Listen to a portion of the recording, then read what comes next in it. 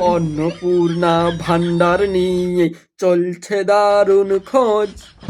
Form তুলতে লাইনে দাঁড়িয়ে কাটছে মানুষের রোজ। ঘরের বউ আর মায়েরা সব ভাবছে মনে মনে, টাকাটা কি আসবে এবার সঠিক অ্যাকাউন্টে। কেউ বা খোঁজে কাগজপত্র, কেউ বা লিঙ্কের দায়। একটু ভুলের চক্করেতে ফর্ম বাতিল না হয়ে যায়। পাড়ার মোড়ে চায়ের দোকানে শুধু একই আলোচনা, কার অ্যাকাউন্টে ঢুকবে টাকার, কার ঢুকবে না। চিন্তা মনে থাকলেও মুখে সবার মুখে হাসি।